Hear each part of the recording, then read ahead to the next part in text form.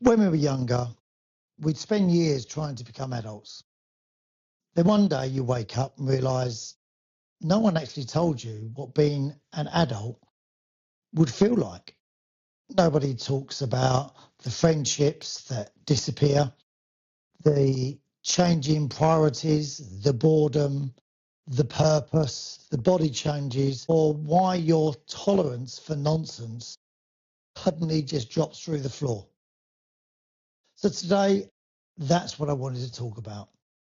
What nobody warned you about midlife. Now, one of the most important things throughout our lives are the relationships that we build, not only with our partners, but also with our friends. And that's probably one of the biggest things that takes time to maintain as you get older, especially midlife. So that's the question is, does maintaining friendships get harder as you get older? And why is that? Obviously, the biggest thing is time. I think in order to maintain friendships, you need to invest time in them. And that's not always about seeing each other. That's also about just staying in touch, staying in contact, whether that be once a week, once a month, or once or twice a year.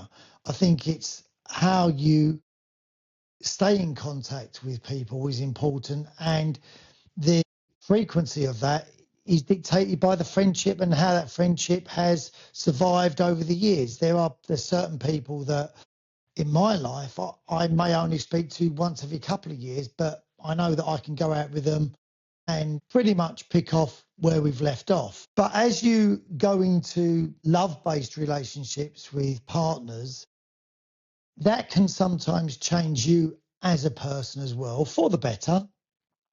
And that can also at the same time divide your loyalties, because if you're with a partner that doesn't get on with one of your friends, then that can make that friendship a lot more difficult to maintain, because you can be put in a position where you've got to make a choice sometimes over, do I back up my wife, my girlfriend, or my husband, or my boyfriend, or do I back my friend? Because sometimes those situations are difficult to stay out of. So even with that, investing time in people when there's a lack of time in our lives because they're so busy with work, and we'll come to that later on in this episode.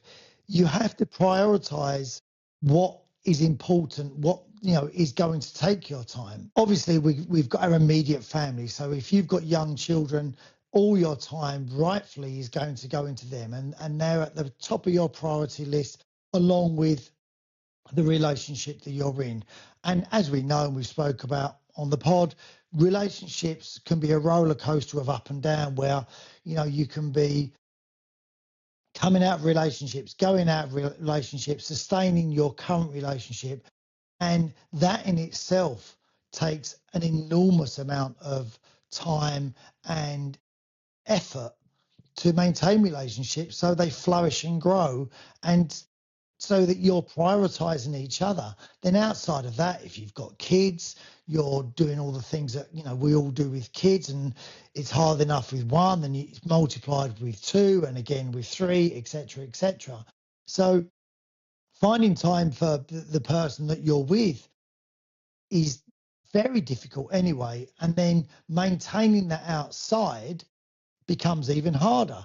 Now, a lot of the time, what we tend to do is, we do everything together, so it ticks all of the boxes. So we then start meeting up with our friends and their partners. And then when you have kids, you start doing that, because that way you're spending time with your partner, with your kids, and with your friends. And that becomes sustainable and really enjoyable, because you can do holidays and all those different things, the nights out, the dinner parties, where you're all in a very similar situation. So you understand it. But then as you grow and as you get older, those dynamics change, because kids get older, obviously, and then they start to do their own things. And then you have to pick up your friendships.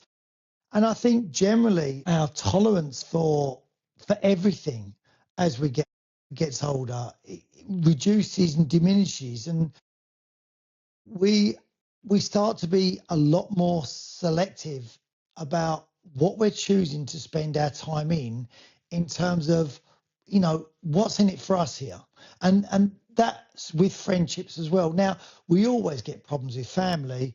I myself are in a family that's extremely broken. There's fragments left, right, and centre, and it is really sad, but that's how a lot of families are. The difference with families is you can stop talking to them, but they're always related to you. With friends, you don't have to put up with a lot of stuff that you probably would do from families. So with brothers and sisters, you can fall out and you may not speak for months or years, but there's always a chance that that will be rekindled because they're always going to be your brother and sister. You can choose whether other people are going to be your friends or not. And you can get to that point where you're like, do you know what? This relationship is not serving anyone anymore. There's nothing in here for anyone. And then you just choose not to see those people. And they can be tough decisions sometimes because these may be people that have been in your life for a long time. But it does come to a stage where friendships become about quality, not quantity. So when you've got a little amount of time, you're then choosing, what you exactly want to do with it. And you may play a role in a friend's life that you may not be able to play anymore. It may be that you're the single friend, or you're the friend that everyone goes to when they need someone to hang out with. And when your situation changes, that can then change the dynamics of your relationship, which understandably may not suit the other person. And they can be like, do you know what?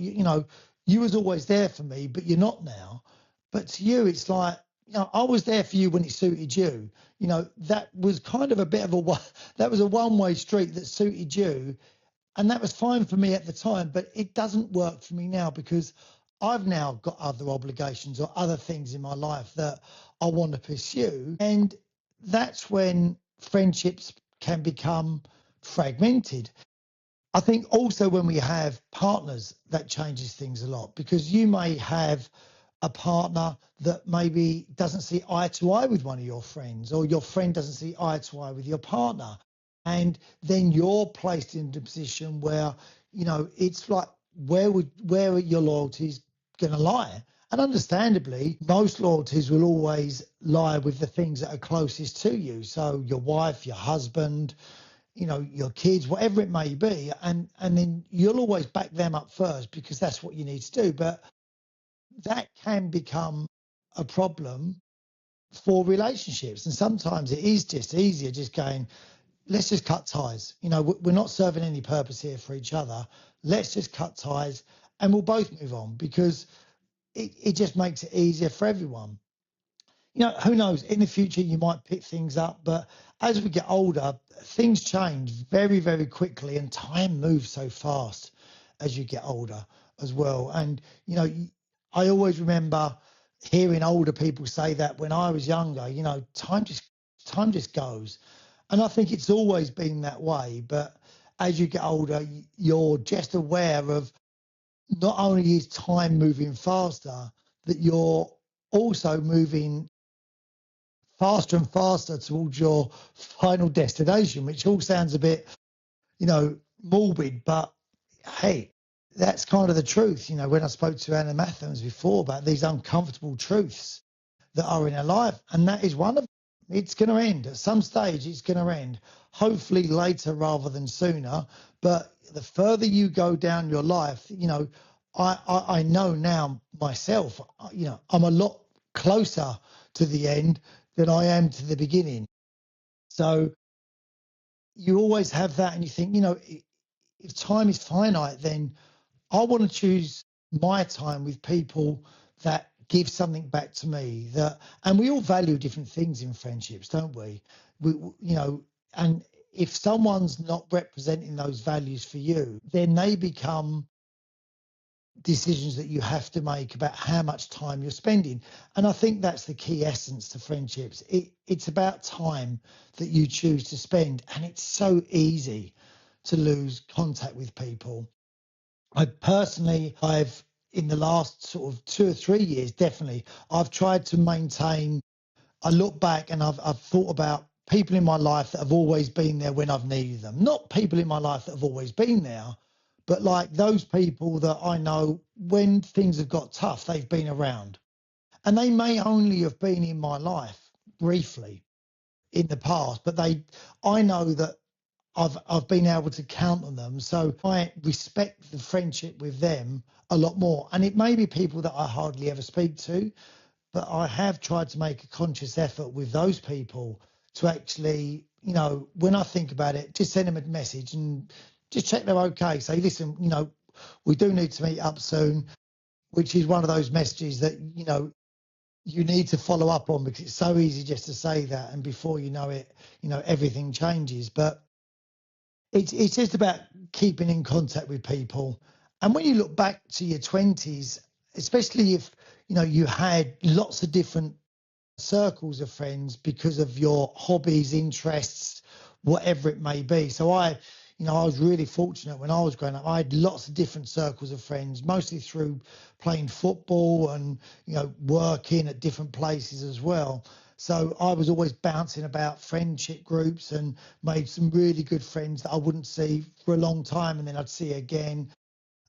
So sometimes you'll have a wide mixture of friends where other people will always have sort of a very tight knit of friends. And we all know the expressions that, that you can count your good friends on one hand. And I am now, as I get older, I understand there is a difference between friendships as well. I know I've got people in my life that I would call friends, but I know that I'm a friend when it suits them. It doesn't work both ways. And then you decide whether that's okay or not. Those people that are like leaves, let's say, from the expression that that they're going to blossom once a year and then they may fall away and you won't see them again for a few months and then you'll see them a lot, and that's usually when it suits them. It's not always when it suits you. And then the decision for you is, are these people that add something to my life when they're in it? And if they do for a short time, then that's great, but they're probably not people that when things are at a stage where you need to talk to someone, you're going to be able to rely on them because they're going to be like, yeah, I'll come back to you as soon as I can. And you know that you're never going to hear them again and from them again. And we've all got those people in our life. So as we get older in midlife, I think friendships are a major part of it. That you find that people that you used to be really close to, you've fallen away from. And you do make different friends, I think, when you're older. And I don't think it gets harder to make friends when you're older. I just think we're a lot more selective about the people. And just like we are with partners, we recognize attributes in people that are loyalty, let's say, or reliability that we hone in on. And you'll be able to make friends with people quite quickly, although you might not be a lot of those people, because you recognize those traits that reflect your values as well.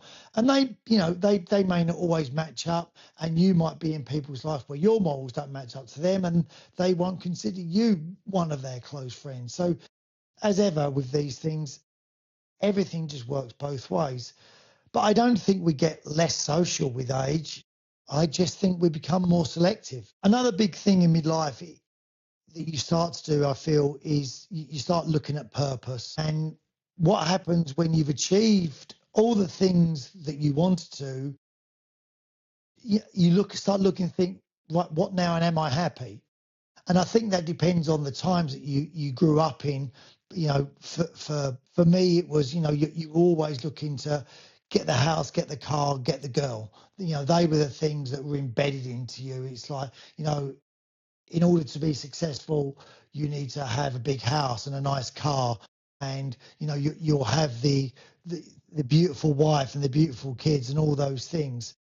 But I'm glad that the younger generation, when I speak to my sons, that's not the case with him at all. They don't want bricks and mortar. They see that as lost revenue. That they're about renting. It's about that's somewhere where I'm there for the moment. I'm not there forever. But you tend to pour a lot of time into these houses, making them nice and moving houses, and you get to a stage where it's like, right, I've done this.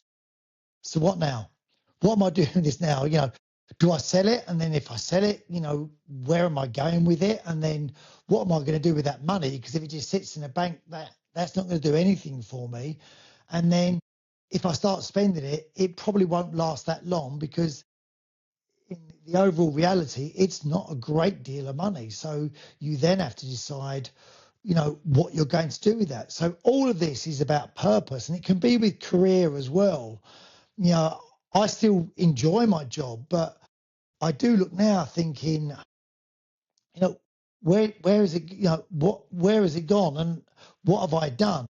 I hope that I've had an effect on a lot of young people's lives in a positive way. I'm sure I haven't always got it right, but these are the things that we start to question as we get older and wonder what we've been doing with all these years. For me, I didn't really move up in terms of my job. A lot out of choice because I didn't want the extra responsibility, but a lot was out of I actually enjoyed the bit that I was doing as well. So you start questioning career, you start, house, and you know, as we said before about friendships, and you wonder what the purpose of it all is. What are we doing with it? What's the end goal here? Is there an end goal where I want to get to? I was with speaking to a friend recently who's you know just suddenly started to travel an enormous amount because he's in a fortunate position where he's been able to. But he made a conscious decision. He was like, I'm going to enjoy my money while I'm still at an age where, he's sort of late 50s, where I can still get about and, things that I can get upstairs and downstairs easily. And I don't want to wait till I'm 70, 80, where I can't get off and do things because I can't get up these stairs. And it takes me 20 minutes to sort of to take two steps further or travel 2 meters. So you do start questioning that as you get older, all these questions in your life that you start to think, right, what now? And sometimes it's referred to as a midlife crisis, but I don't think it's a midlife crisis. It's just sometimes we question our purpose. What has this been for? Was there ever a plan with all of this, or was I kind of winging it and seeing where it would go all the time? I think for me, of someone that was single, there's always that excitement still in your life, and then if when you enter into a relationship later on, you've still got that excitement in front of you. So you've still got this journey left in front of you. I think for people that have been in relationships for a long time, they may be getting to this point of questioning purpose together or with each other because their kids now have all moved out and got older and moved on. And it's like, okay, so what's our purpose now? And they may have a plan. You may have a plan if you're one of those people, but it could also be that you're those people that look at each other now and go, okay, so what now? And then there becomes more difficult conversations ahead, maybe. And then we get to boredom, you know, and it is, are people just bored or are they just exhausted?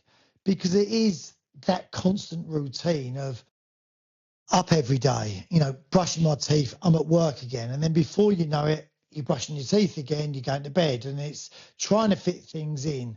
And especially now, I don't know about you guys, but the winter I find such a struggle now. And I don't ever remember finding it a struggle. I used to think, great, winter, early dark nights, and I like that because, out and about and the change in winter fashion, like roll necks, big coats, that was great. And, nights in round the fire. But as I've got older, I have found the winter's a real struggle and it's the daylight. I find now that my life in the summertime, these summertime hours, you get home from work and you still feel like you've got time and a bit of energy to do something. So I can still go to the gym at 7 o'clock and I'll be in the gym and it's still light outside. And And when I'm coming out of the gym, it's still light. It's like 8:30. And you're thinking, right, okay, this is good. It's still light. You don't feel like it's bedtime already. Where when you're doing that in the winter, I come out, and I don't think it's the same for you guys. I come out and think, oh, just need time to bed. Get home, have my dinner, go to bed. And it seems like the night's over. And that's why I think you start to question more things of where you are in life in terms of where your base is at. And that's why, especially me as I've got older, looking around now thinking, do I want to live somewhere with a better climate? Where I know it's going to be summer when it's summer, and the evenings are lighter, and even when it's cold, it's only 18, 19 degrees, and it's still good sunlight. I'm going to see the sun at some point in the day, even in winter. I'm not going to go weeks on end with the clouds covering the sun so I don't see daylight. So I think that can produce a boredom and just constant grind in your life, especially those winter times, as I said. And then there's the responsibilities that become heavy because, especially for family people as well, you've always got this, well, I've got to go to work because I've got 3 kids and I've got to maintain this and I've got to carry on for that. And I know these conversations that I've had with my friends that, they're constantly striving for that next holiday. And in the meantime, it's almost like, okay, so what am I doing here? If I'm just getting through the week to hit a weekend, I'm wishing away 5 days of my life here, and this is adding up, as I'm getting older, these days are adding up, and I see it in guys that are in their 30s and their 40s as well, where it's like, right, let's get to the weekend and just have a massive blowout. Let's just go mad. And it's like Monday, back to the grind again, getting through the week to get to that Friday to have a massive blowout again. And I think that's fine when you're doing it and you're in it. But as you get older, you start to sort of look at that and go, right, I'm wishing away days of my life here that I'm not getting back. As each one of these passes, these are not coming back to me. So I want to feel like I'm doing something with every day of it. And I always remember speaking to a guy that I know in a bar a few years back now, and he was sort of early 60s. He'd done very well for himself, and I was asking about what he's doing, and he was saying, I'm selling everything up, and I'm going to do this. And I was like, well, that's a big decision. And he said to me, well, listen, Elliot, the way that I look at it, I've probably got 10 good summers left. So I want to make sure that every summer I'm doing something that means a lot. And I was like, bloody hell. And it really struck a chord with me. And then no matter where you are in life, if you think, right, okay, so let's say we all get to sort of mid 80s, I could only have like 25, 30 summers left, or whatever age you may be doing it from. And it's like, so I've got to make each one of these count. Because when you start getting down to that single figures, like he was talking, you're like, blimey, if he's only thinking he's got sort of 8 or 9 good summers left, once one of those goes, that's not coming back again. So I think this all comes from questioning where you are. And I don't think a lot of people are unhappy. I just think maybe they're unstimulated and there's no sort of plan of where they're going. Now, the big thing as we get older as well is the body changes, the things that happen to our bodies.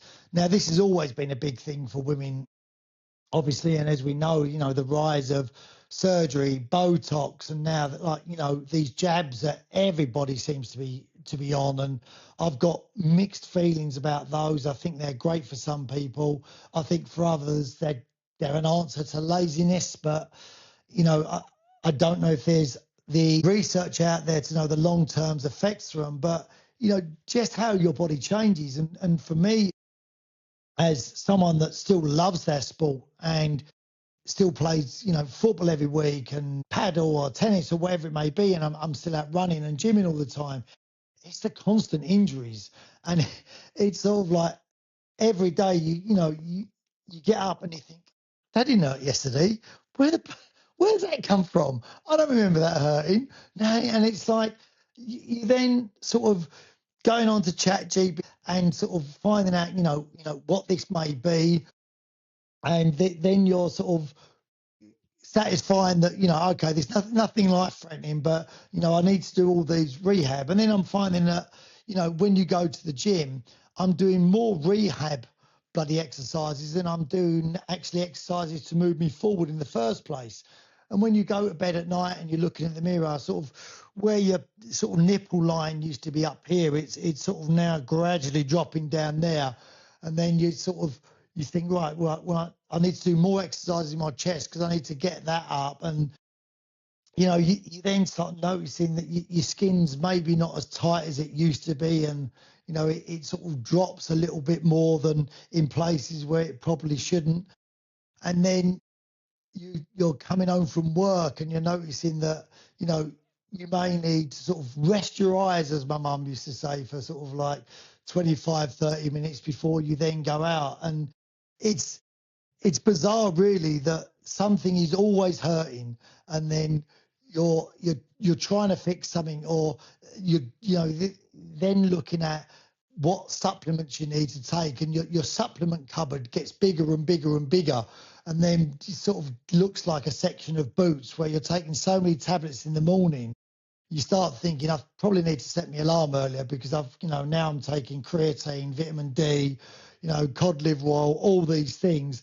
And then before you know it, you're spending sort of £200 a month on supplements, just trying to sort of feel something like you used to. And then the biggest thing for me, the biggest sign is, when I go out running, I see younger guys now, and I used to be able to run. I used to be a decent runner. And I see these guys where their legs just go round so effortlessly. And I think to myself, my legs used to do that. And then I look down at my legs, and then I'm just aware that they don't even look like they're moving anymore. And it's taken me longer and longer to get past sort of cars in traffic jams where I used to sort of think, yeah, I'm moving faster than you are now. And that just doesn't happen anymore. And you'll see someone run past you that's running slow, and you think, hold on a minute, they're overtaking me, and I think they're running slow. So what speed am I going at that they're overtaking me? And all these things with our bodies sort of are a sign that, time's moving on quickly, and you're trying to find the latest thing to sort of revert that back. And all my friends now, we're all in this paddle group together, because we've jumped on that bandwagon as you do. And it's starting to get sort of right. Well, I'm injured, so I can't do this. And yeah, well, my elbow's hurting. I need to give that a couple of days. And my knee's hurting. And it's all these things that happen. And the WhatsApp group is just a constant barrage of people getting injured. And it's the same with my football team. We all play vets football. And for those people that are playing vets football, or got people involved in vets football, it's just a constant stream of injuries basically throughout the game of people. It's like, how long can you last? How many players are actually going to be left on the pitch? And all these body changes, you then hear of people that are having these odd surgeries done, and whether these are acceptable now. And as for someone that can't stand surgery, absolutely hate it. So I'm adverse to any sort of pain tolerance whatsoever. I stay away from it. That's just not an option for me to do. I know it is for a lot of people, and that's great for them. But it unless it's something that I have to have through sort of hospital, then at the moment for me, it's just a no. And at 20, you seem to bounce. Where I think at 45s we start to creak and crack, don't we? There's a big difference. And the next thing we come to is tolerance. And our tolerance in midlife just disappears, and we get less and less tolerant of so many things. And I think that's a real dangerous thing. I listen to my mum now, and her tolerance for things where she used to be very open-minded about is seems to be like rapidly going, and at times it could be construed as other things that you think that's not a nice trait. But I notice it now that I'm far less tolerant of people. I think I'm far less tolerant of of rudeness. And I think that's grown. And I've never been a fan of that, but that just really annoys me now. And also, sort of, I think when you see these young lads now, some of the behaviour and the young girls, and my biggest thing with tolerance at the moment is the bloody bikes that drive around everywhere and make you nearly crash 4 or 5 times a day because they never bloody signal anywhere. They cut you up left, right, and centre, and they're on mopeds, so they've not bloody passed any tests at all. They're all on licence plates, but they're zipping in and zipping out. And I get it, guys. I know you're working and you're earning a living. You're trying to get to the next thing, but you have some road sense, because there are times where you just think you're going to get hurt. You're going to get hurt, and that's going to be someone else's fault when it's actually not, because you're driving like a bloody idiot. So slow yourself down. And there's hundreds of them. They're all cutting across like red arrows in front of you and going round roundabouts the wrong way and not waiting where they're supposed to wait because they don't feel like they need to. And that drives me nuts. And then the other thing is and it's always young lads, is the slow walkers across the road. And don't get me wrong, there are times when I do cross the road and I know there's a car coming, and I'll always say thank you. Just my hand up, say, sorry, mate. Yeah, appreciate that, letting me go. I know you've had to slow down. A bit of respectful. But it's these lads that sort of wander across with their big bowl and sort of stone in their shoe with that limp.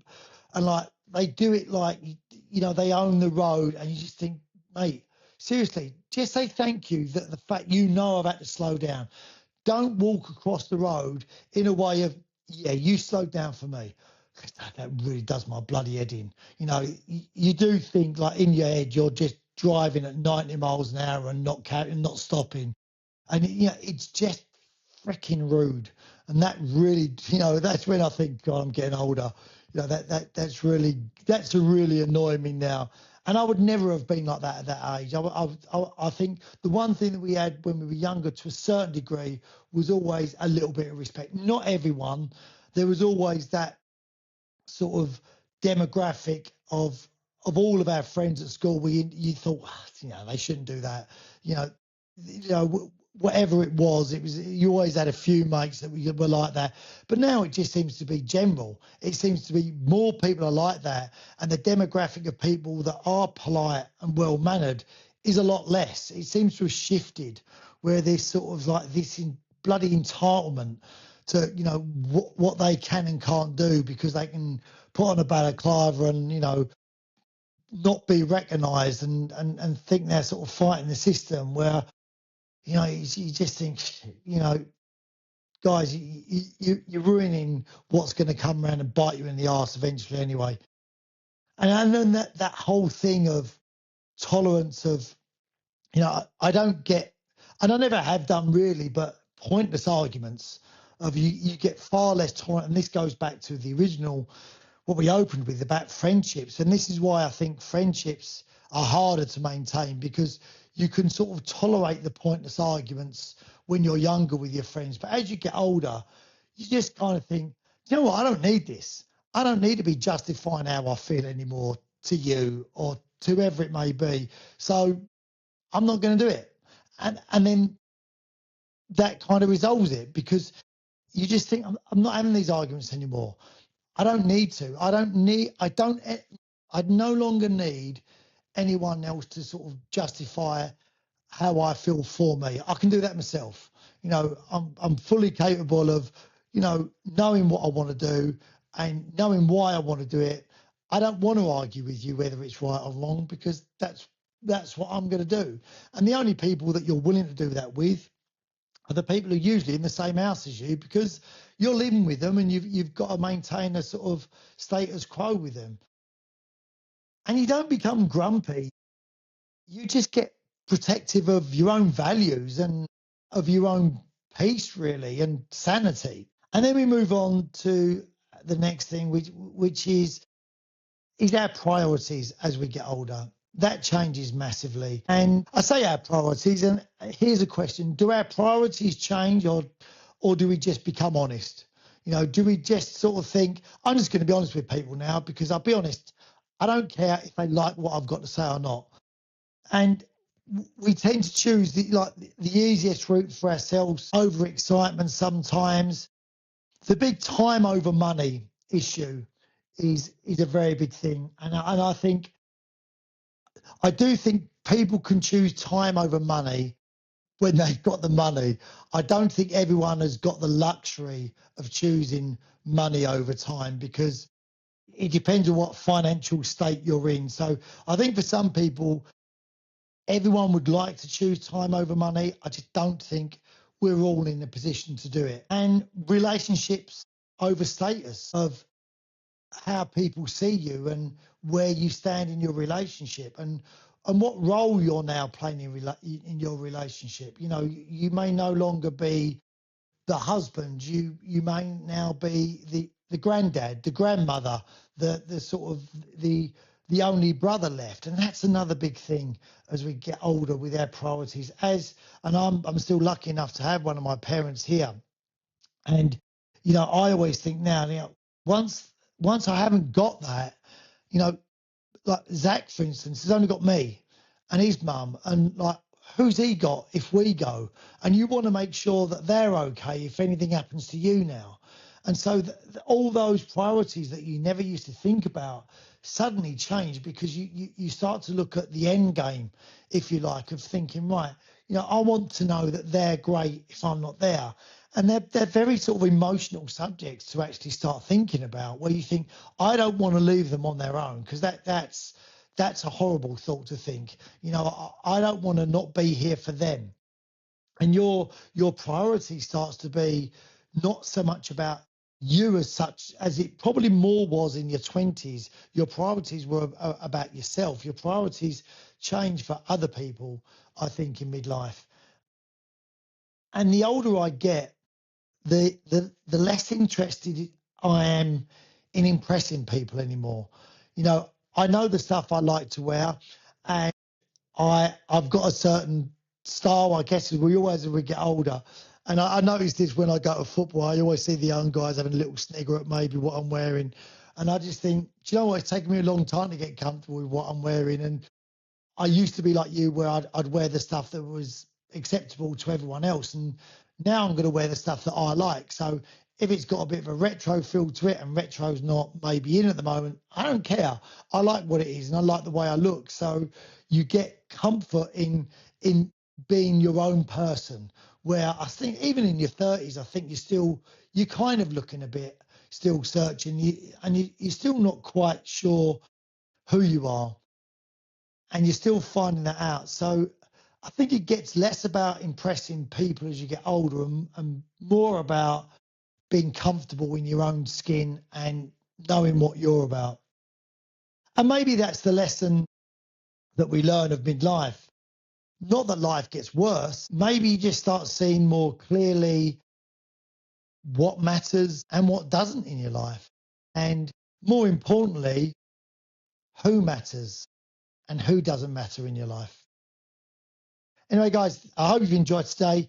Make sure you subscribe and follow, because that really does help us with engaging people and moving this show forward. Because, the feedback that we get is always great, but I really do appreciate you make sure you subscribe and you follow and you like anything that we put out on all the posts, and spread the word to your friends to give it a listen, and always give me feedback, good or bad. It's always welcome. And I just thank you again for following and subscribing to 50 Shades in Grey with me, Elliott Davidson. And I will catch up with you soon. Take care. Goodbye.